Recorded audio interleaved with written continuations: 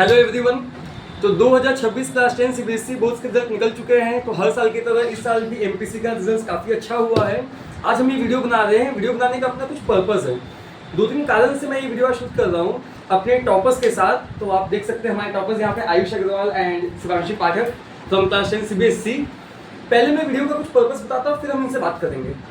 देखिए, वीडियो का main purpose क्या है कि एक तो है कि बहुत सारे जूनियर्स के मन में क्वेश्चन है कि भैया इनका इतना जो मार्क्स आया, सबसे पहले ये लोग ने पढ़ा कितना देर, ड्यूरेशन क्या था इनके पढ़ाई का, दिन में क्या 10 घंटा 12 घंटा 14 घंटा क्या है। तो सब क्वेश्चंस आज क्लियर होने वाले हैं। देखिए, टॉपर्स के साथ लाइव बातचीत करने से हमें समझ में आता है कि इनका स्ट्रैटेजी क्या रहा है ये मार्क्स लाने के लिए। 70%, 80%, 85% बच्चे लाते हैं, लेकिन 90, 95, 94, 98% लाने के लिए कुछ ना कुछ तो अलग करना है।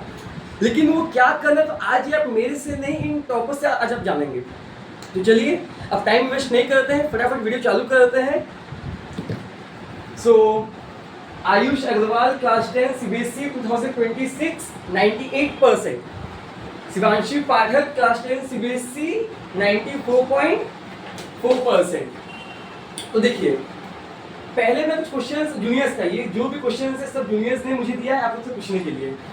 पहला जो मेरा क्वेश्चन है आप सभी से, मीन्स आप दोनों से, कि ड्यूरेशन क्या है। जैसे आज आपका आया 98%, आपका आया 94.4%। तो ड्यूरेशन क्या है पढ़ाई का, कि मीन्स कितना देर एक बच्चे को पढ़ना चाहिए ये मार्क्स स्कोर करने के लिए।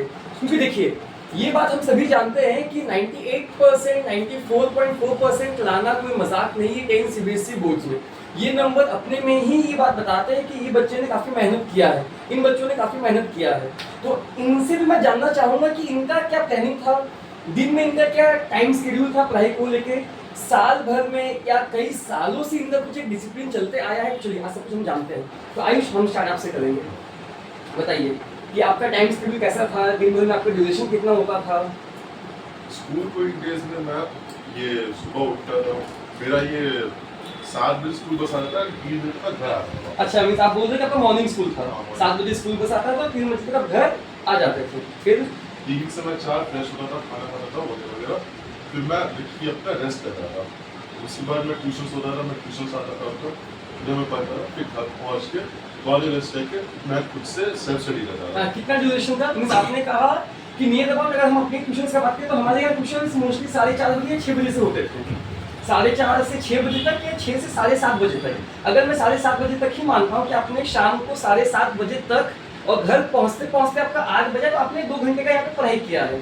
उसके बाद आपका क्या ड्यूरेशन था, कितने टाइम पीरियड था, 2 आवर्स, 3 आवर्स, 4 आवर्स, में ये जानना चाहता हूँ। मैं मोस्टली एवरीडे 3 आवर्स से मोर पढ़ता था। मीन्स आप बोल रहे हैं कि आप डेली 3 आवर्स या उससे ज़्यादा पढ़ाई करते थे जब स्कूल आपका चलता था, मीन्स ऑनगोइंग था। और स्कूल जब बंद हो जाते थे, मीन्स जब आपका था सेल्फ स्टडी, सैटरडे संडे या जब भी ऑफ है, उस दौरान उस समय मैं ज़्यादा प्रेशर नहीं लेता, तो मैं अपने ऑफ डेज होते थे, इसलिए मैं 4 से 5 घंटे पढ़ता था। मीन्स दिन भर में। मीन्स आपका ये कहना है कि जब ऑफ डेज भी जब रहता था, शनिवार रविवार, तो दिन में 4 से 6 घंटा, 4 to 6 आवर्स का अपना स्टडी रहा है। तो क्या ये time period over the month, means अगर हम बात करें अप्रैल, मई, जून, जुलाई, अगस्त, नवंबर, दिसंबर, peak time after pre boards, जनवरी, ऐसा ही रहा है कि टाइम बढ़ा है? ये टाइम हल्का बढ़ा है, ये लास्ट के समय पे सैंपल पर सॉल्व करना क्रूशियल हो जाता है, तो उस कारण। अच्छा, एकदम सही बात है। तो आयुष भी बात सही बोल रहा है कि देखिए, जब स्कूल से कोचिंग है तो किसी भी एक नॉर्मल बच्चे के लिए 3 to 5 आवर्स पढ़ाई करना एक सफिशिएंट है, लेकिन उससे ज़्यादा थोड़ा मुश्किल हो जाता है। जब ऑफ रहते हैं तो पढ़ाई में इतना समय निकल जाता है, 4 आवर्स, 6 आवर्स, तो समय का पता नहीं चलता है। और जो पीक अपना आवर्स है, सैम्पल पेपर्स का भी हमें क्वेश्चन डिस्कस करना है कि क्या हमें सैम्पल पेपर सॉल्व करने चाहिए कि नहीं चाहिए, रीडिंग प्रैक्टिस होना चाहिए कि नहीं होना चाहिए, और कितने पेपर्स करने चाहिए, हम उस पर भी जाएंगे। लेकिन पहले 98% आयुष अग्रवाल से हमने ये चीज़ क्लियर किया है, अगर स्कूल चल रहा है तो 3 to 5 आवर्स, और जो पिक टाइम अपना है आफ्टर प्री बोर्ड्स या बिफोर प्री बोर्ड्स, तो वो आपका 4 to 6 आवर्स डिपेंड करता है, वो और भी बढ़ सकता है। और इतने सबसे इंपॉर्टेंट क्वेश्चन है, मैं सभी व्यूअर्स को, सभी स्टूडेंट को बताना चाहूँगा, 3 to 5 आवर्स ये डेली है, ये जब मन तब, एक दिन पढ़े तो 2 दिन नहीं पढ़े या उसके बाद पढ़े, वैसा है नहीं, कंसिस्टेंट रहता है। अगर ये सबसे बड़ा बात है कि कंसिस्टेंट रहना है। आयुष, मैं आपको कंप्लीट करने का मौका दूंगा, बस 1 मिनट मुझे आप दीजिए। ये जो पढ़ाई, चाहे आप 2 ही घंटा क्यों ना पढ़े, चाहे आप 4 ही घंटा क्यों ना पढ़े, लेकिन पढ़ाई आपका डेली होना चाहिए। आप मानते हैं इस बात को? क्या आपका कभी भी एक भी दिन ऐसा गया है पूरे 10th में कि आपने एक दिन कुछ भी पढ़ाई नहीं किया है? बहुत सारे दिन। अच्छा, बट उसका एवरेज आउट कर लेता हूँ। लेट देखिए, तो आयुष ने जवाब दिया कि बहुत सारे ऐसे दिन आए हैं कि जब दिन भर में हो सकता है किसी भी कारणवश हमने पढ़ाई ना किया हो, लेकिन फिर हमने उसको एवरेज किया। फॉर एग्जांपल, आज अगर हमें 3 घंटा पढ़ना था, आज अगर हम पढ़ नहीं पाए तो कल हम 3 की जगह 5 पढ़ लिए, दूसरे दिन और 1 घंटा करके उसको कवर किए। ये आप बोल रहे हैं ना, मतलब दिमाग में इतना रखना है कि डेली बेसिस में कम से कम अपने को 3 से 4 घंटे का पढ़ाई करना चाहिए, तो अपना 98% स्कोर हो सकता है। अगली, चलिए अब मूव ऑन करते हैं शिवांशी को लेके। तो शिवांशी ने भी काफी अच्छा स्कोर किया है, 94.4%। शिवांशी, आपका हाईएस्ट किसमें आया है? एसएसटी में आया है 97। इंटरनल्स में आपको 20 आउट ऑफ 20 मिला है क्या? किसी भी सब्जेक्ट के इंटरनल्स में आपको कम मार्क्स मिला है? साइंस में 19 आपको मिला है और एआई में 49। मींस आपका इंटरनल्स में भी 2 मार्क्स चला गया। तो अगर उसमें 2 मार्क्स अगर नहीं जाता तो शायद अपने 94.6% या 94.8% हो सकते थे। मींस इंटरनल में तो 2 मार्क्स गया, उसके अलावा अपने 21 में नंबर अच्छा आया है। तो आप बोल रहे हैं कि अपने सिस्टम में हाईएस्ट है 97। तो आप बताइए आपका क्या था टाइम शेड्यूल? मींस पढ़ाई को लेके डेली आप पढ़ते थे या आयुष के आंसर से आप सहमत है? इसके आंसर से तो मैं बिल्कुल अग्री करती हूँ, लेकिन स्टार्टिंग में मैं इतना सीरियस नहीं थी। एंड में ज़्यादा मेरा पढ़ाई का टाइम बढ़ चुका था। लाइक लास्ट के 2 मंथ्स मैंने इंक्रीज़ कर लिए थे। कभी कभी 5-6 घंटे लगातार तो नहीं बैठी थी, आपको ब्रेक्स लेने चाहिए, कंसिस्टेंसी मेंटेन करनी पड़ेगी और सैम्पल पेपर्स वगैरह सॉल्व करना चाहिए। अच्छा, तो देखिए और Shivanshi, NCERT line by line भी लिखना। चलिए वेरी गुड। तो शिवांशी ने क्या कहा, देखिए दोनों टॉपर्स का अलग अलग आंसर है। मैं इसीलिए ये दोनों टॉपर्स को मैंने साथ में आज बैठाया 98% या 94 में। बार बार इस बात को रिपीट कर रहा हूँ। 98% ने आंसर दिया कि डेली पढ़ाई होना चाहिए 3 to 5 आवर्स का।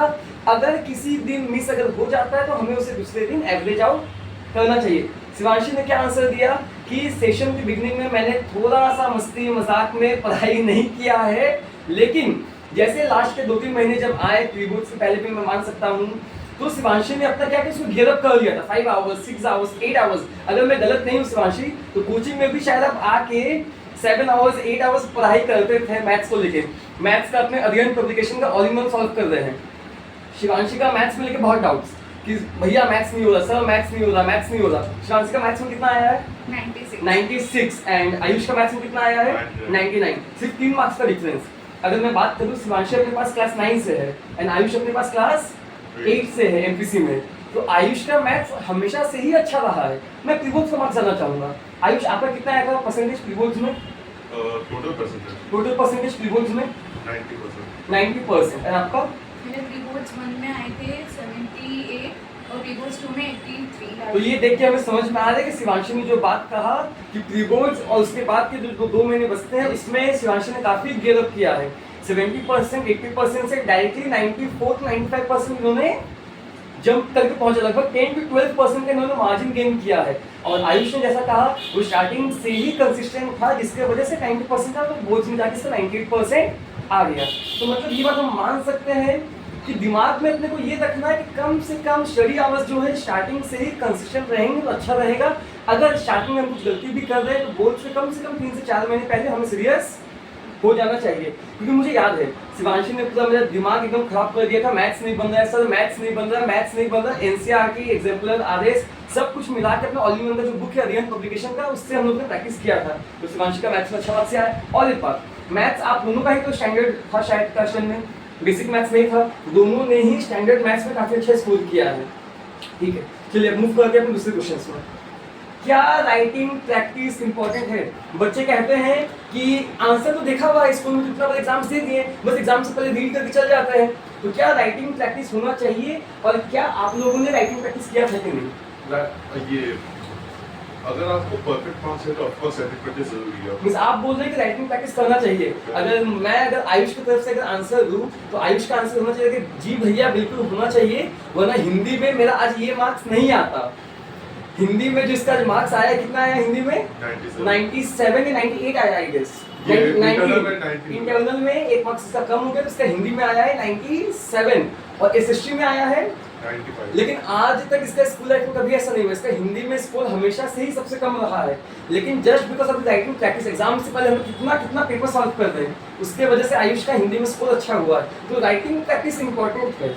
और ये आप क्या कहना चाहेंगे इस बारे में? लाइक हमारे ट्यूशन में भी बहुत सारे टेस्ट हुए थे, उससे आपको पता चल जाता है आपने क्या एरर किया है और सिली मिस्टेक ट्यूशन क्या के बाद की मतलब है। ये एमपीसी का बात कर रही है। तो आपने क्या सिली मिस्टेक किया है, तो फिर उसको आप फ्यूचर में गलती इग्नोर करो वैसे। जैसे हमने यहाँ पे टेस्ट सीरीज भी लिया था हिंदी मंथ को नवंबर दिसंबर था दिसंबर दिसंबर जनवरी के मंथ में अपने यहाँ पे टेस्ट सीरीज भी लिए थे। तो देखिए कंसर्न यही था कि राइटिंग प्रैक्टिस होना चाहिए। राइटिंग प्रैक्टिस से देखिए एक तो आपको समझ में आता है कि क्या आप टाइम के हिसाब से पेपर खत्म कर पा रहे हैं कि नहीं। टाइमली आपका पेपर कंप्लीशन एग्जाम के लिए सबसे इंपॉर्टेंट है। अगर एग्जाम्स में अगर मान लीजिए कोई एक दो क्वेश्चन छूट भी अगर जा रहे हैं तो 98% 94% तो एक्सपेक्ट कैसे कर सकते हैं। तो टाइमली पेपर खत्म के लिए राइटिंग प्रैक्टिस इंपॉर्टेंट है। हैंड राइटिंग के लिए राइटिंग प्रैक्टिस इंपॉर्टेंट है। आज दो जो मैंने इंसान को यहाँ बैठाया है, इनका राइटिंग बहुत ज़्यादा ही सुंदर है और इनका राइटिंग बहुत ज़्यादा ही खराब है। लेकिन राइटिंग प्रैक्टिस इस बात को मेक श्योर करता है कि आपका पेपर का प्रेजेंटेशन नीट एंड क्लीन रहे। राइटिंग कितना भी गंदा क्यों ना रहे, लेकिन लेजिटिमेट होना चाहिए, समझने योग्य होना चाहिए। एग्जामिनर को चेक करते वक्त समझ में कम से कम आना चाहिए। तो चलिए ये बात तो हम समझ गए हैं कि राइटिंग प्रैक्टिस अपना इंपॉर्टेंट है। तो राइटिंग से अपना क्या होने वाला है, टाइमली पेपर कंप्लीशन होगा, नीट एंड क्लीन अपना पेपर सबमिशन होगा ताकि एग्जामिनर को थोड़ा सा चेक करने में आसानी हो। अब आते हैं अपने तीसरे क्वेश्चन में, कितने सैंपल पेपर सॉल्व करने चाहिए? जितना ज़्यादा आप कर सकते हो। जितना ज्यादा आप कर सकते हैं। तो सैंपल पेपर का सोर्स भी कुछ बता दीजिए कि आप लोगों ने कहाँ से प्रैक्टिस किया था। मिस देखिए स्टूडेंट के जूनियर्स जानना चाहते हैं आपने क्या क्या बुक्स, ये तीसरा क्वेश्चन भी काफी वाइटल क्वेश्चन है, बच्चे पूछते हैं। तो एक बार हर एक सब्जेक्ट्स के लिए क्या बुक आपने रेफर किया, क्या बुक्स आपने पढ़ा और साथ ही साथ कहाँ से उसका सैंपल पेपर आपने प्रैक्टिस किया, इस सब आप बताइए। पहले आयुष आपसे स्टार्ट करते हैं। सभी को चाहिएगा, इंग्लिश में क्या बुक्स सैंपल पेपर, साइंस में क्या books and sample paper. English में मैंने स्टार्ट आउट किया तो ऑल इन वन से थी करियर पब्लिकेशन का, उसमें लाइक चैप्टर वाइज समरी रहता था और ये पोएट्स का पोएम्स का समरीज रहता था। तो मैंने उससे स्टार्ट किया। फिर at the end of the year मुझे खुद से ये पोएम्स पढ़ के समझ आने लगा है, मैं खुद से उसका मीनिंग्स निकालने लगा। तो एट द एंड मैंने बस एनसीईआरटी को फॉलो किया और सैम्पल पेज के लिए मैंने पीडब्ल्यू का एक सैम्पल पेज सॉल्व किया और मेरे पास ओसवर्थ पब्लिकेशन में 20 इयर्स कंबाइंड सब्जेक्ट था, वो भी मैंने सॉल्व किया। तो मीन्स आयुष ने कहा कि इंग्लिश के लिए एनसीईआरटी सबसे ज्यादा इंपॉर्टेंट है। ऑल इन वन अध्ययन पब्लिकेशन का पूरे साल भर में इसने समरी क्वेश्चन आंसर्स कंप्लीट किया और लास्ट के टाइम पे इसने पीडब्ल्यू का और ओसवाल का कुछ क्वेश्चन बैंक्स जो अपने आते हैं सैंपल पेपर्स को उसको पूरा प्रैक्टिस किया। नियर अबाउट 20 to 25 पेपर्स हमने प्रैक्टिस किया है। अगर मुझे याद आ रहा है तो डेली हमने एक एक करके पेपर सॉल्व करते थे, कभी इंग्लिश का कभी साइंस का। तो ये all in one and PW and Oswal का क्वेश्चन बैंक या सैंपल पेपर, क्या ये सभी सब्जेक्ट के लिए सेम है? हाँ, मैंने पीडब्ल्यू का क्वेश्चन था ये सैंपल का सब्स्टिट्यूट यूज किया एंड ऑल इन एडुकार्ड का भी था शायद आई गेस। एडुकार्ड एडुकार्ड का भी हमने SST यूज किया है, एसएसटी एंड हिंदी। साइंस का एसएसटी का। मींस बेसिकली कहने का मतलब है कि मार्केट में जो भी सैंपल पेपर अवेलेबल है वो हमें सॉल्व करना है, चाहे वो पीडब्ल्यू का है, चाहे वो एडुकार्ड का है, चाहे वो ओसवाल का है। सैंपल पेपर सॉल्व करना है पेपर प्रैक्टिस के लिए, राइटिंग प्रैक्टिस के लिए। साथ ही साथ मैं ये बात बोलता हूँ सीबीएसई के ऑनलाइन साइट में भी जो सीबीएसई के जो पेपर्स है, सीबीएसई जो पेपर्स अपलोड करते हैं स्पेसिफिक पेपर, वो भी हम लोग ने सॉल्व किया था। सभी बुक्स के लिए ऑल इन वन। साइंस के लिए क्या बुक रिकमेंड किया आपने शिवांशी? साइंस के लिए नहीं, main book all in one. तो साइंस के लिए क्या बुक फॉलो किया हमने? ऑल इन वन का बुक अपने फॉलो किया, ठीक है। और सबसे मेन एनसीईआरटी है। लेकिन देखिए टॉपर्स का अभी भी वही आंसर्स है। अगर सीबीएसई में अच्छा स्कोर करना है तो for each and every subject follow NCERT. NCERT एकदम थॉरोली आपको क्लियर होना चाहिए। अब वो एनसीईआरटी क्लियर करने के लिए चाहे आप एनसीईआरटी यूज करें या दूसरा बुक्स यूज करें। अगर मैं मैथ्स का बात करूं तो आरएस हो गया, आर डी शर्मा हो गया। अगर मैं इंग्लिश का बात करूं ऑल इन वन, साइंस में ऑल इन वन, मैथ्स में ऑल इन वन, एसएसटी में ऑल इन वन। ये सभी बुक भले ही ऑल इन वन का है लेकिन कंटेंट हमें चाहिए किसका? एनसीईआरटी का। तो एनसीईआरटी सबसे पहले खत्म करना है। चलिए अब तो मोस्टली तो सभी क्वेश्चन में डिस्कस कर लिए। ड्यूरेशन को लेकर भी डिस्कशन हो गया, बुक्स एंड सैंपल पेपर्स को लेकर भी डिस्कशन हो गया, फिर अपना पेपर राइटिंग प्रैक्टिस को भी लेकर डिस्कशन हो गया।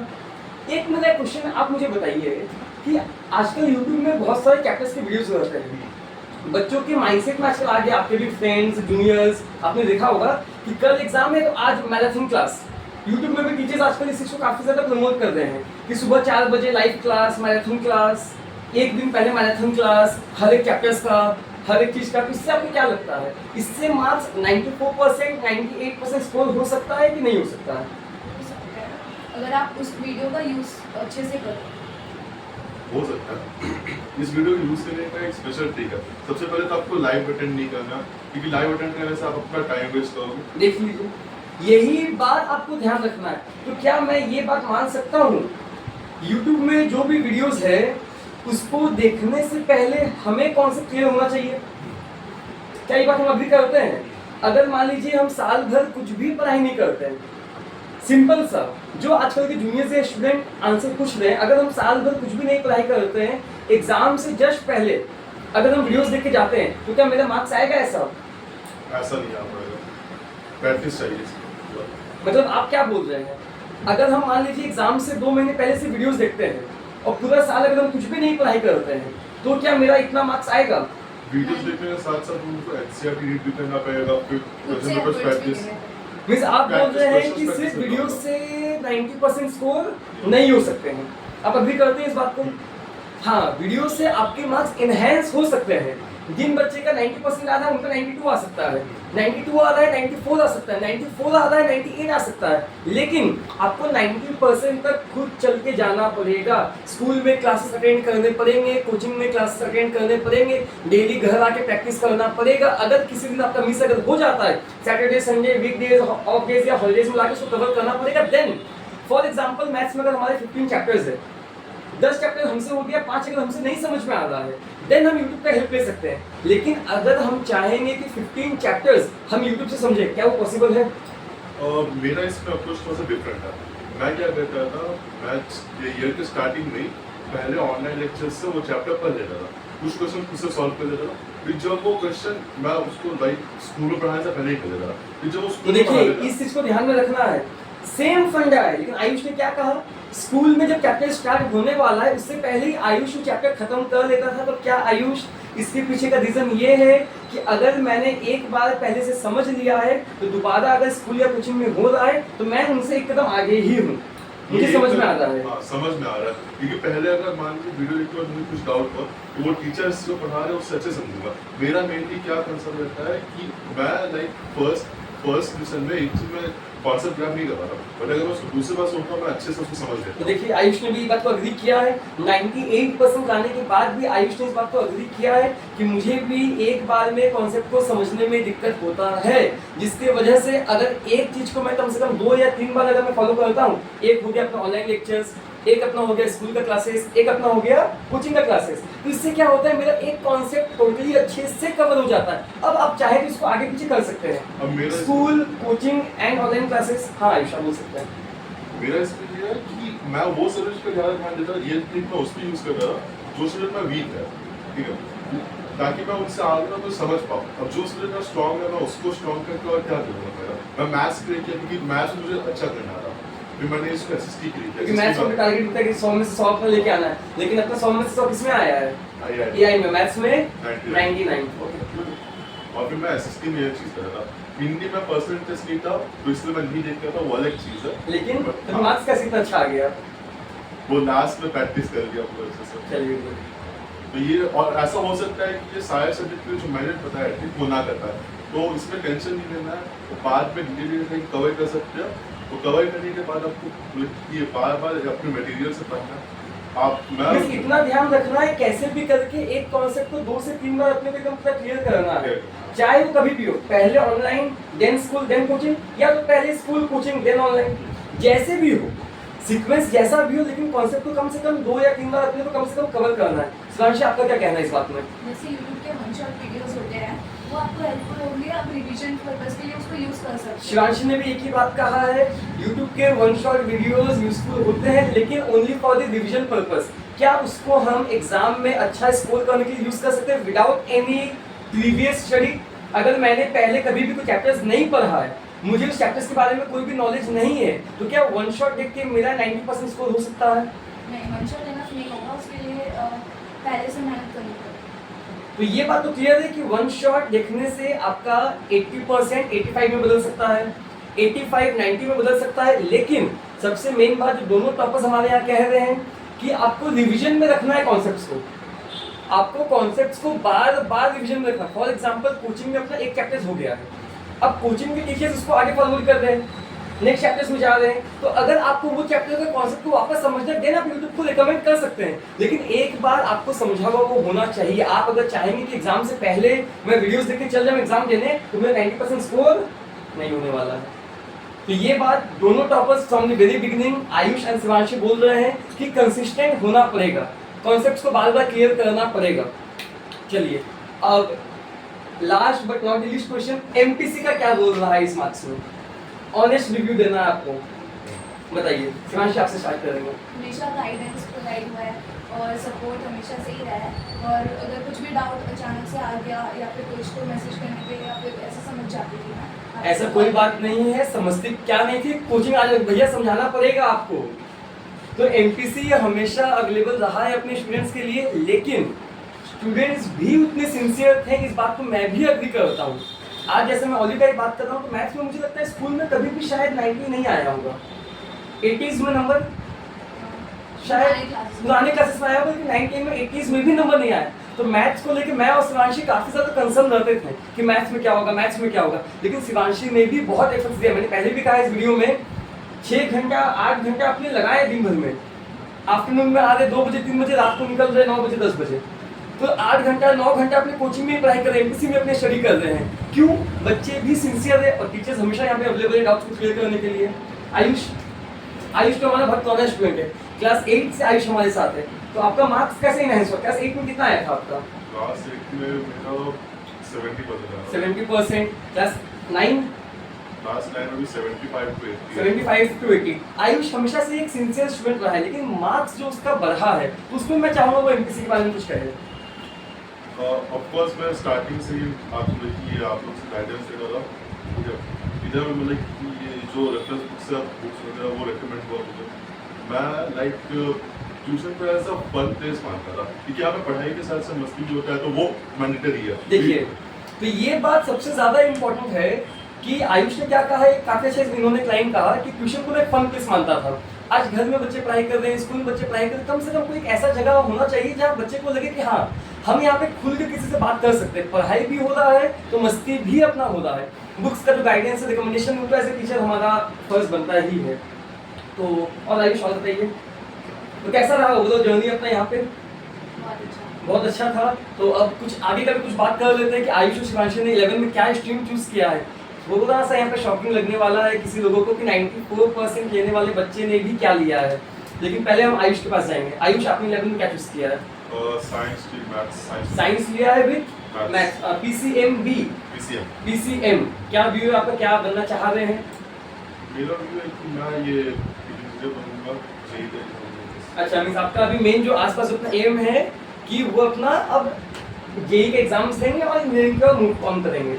मींस सबसे पहले भी आपका टारगेट क्या है? जेईई अपना है। एंड ओनली आपका? मैंने तो कॉमर्स विद मैथ्स लिया है। अच्छा। फर्स्ट ऑफ ऑल जब मैं ट्यूशन में आई तो मुझे पता चला कि कॉमर्स में भी बहुत कुछ हो सकता है, और कॉमर्स के बारे में मुझे पहले आइडिया नहीं था कुछ। तो और पहले ट्यूशन अगर मैं ज्वाइन नहीं करती तो शायद मैं भी साइंस ही लेती। और मैं सोच रही हूँ कि आगे चल के मे बी मैं पहले अपना इंटरेस्ट फाइंड आउट करूँगी, मेरे को इकोनॉमिक्स में मज़ा आ रहा है या अकाउंट्स में। देखिए, तो ओली ने काफी अच्छा और काफी एडवेंचरस क्लाइंट चुना। देखिए, क्लास 10 तक बच्चे क्या होते हैं, अगर मैं सीबीएसई का बात करूँ तो साइंस और आर्ट्स से बच्चे काफी ज्यादा अवेयर होते हैं। साइंस एंड आर्ट्स बच्चों को पता होता है कि साइंस में क्या है, आर्ट्स में क्या है, history, geography, pol science, science subject में फिजिक्स, केमिस्ट्री, बायोलॉजी, मैथ्स। लेकिन कॉमर्स मुझे लगता है समहाउ थोड़ा सा अलग स्ट्रीम हो जाता है। Accountancy, economics, business studies, entrepreneurship, banking कुछ अलग होता है। तो ओली ने शिवांशी, मीन्स हमारा इसका निकनेम है ओली, तो काफ़ी इन्होंने एक अच्छा और बोल्ड डिसीजन लिया। इन्होंने कहा कि कोचिंग से काफ़ी ज़्यादा प्रभावित हुई कॉमर्स लेने के लिए। तो उम्मीद करते हैं कि कॉमर्स में आपको मज़ा आएगा और all the best to all of you. कुछ फाइनल कुछ आप बोलना चाहेंगे अपने व्यूअर्स को, कुछ अपने जूनियर्स को कुछ सजेशंस देना चाहेंगे कि बोर्ड्स कैसा होता है, बोर्ड्स का माहौल कैसा होता है? जितना एक पैनिक हो जाता है क्योंकि बोर्ड्स है, वैसा कुछ बात है कि नहीं? जैसे रिजल्ट भी इस बार काफ़ी अनएक्सपेक्टेडली बहुत पहले ही अपना आ गया, तो आप क्या कहना चाहेंगे ओवरऑल एग्जाम सिनेरियो को लेके? लाइक बोर्ड्स बहुत हाइट होते हैं, ओवर हाइट होता है, और मैं खुद रोई थी अपने बोर्ड्स के एक हफ्ते पहले मैथ्स को लेके ही रोई थी।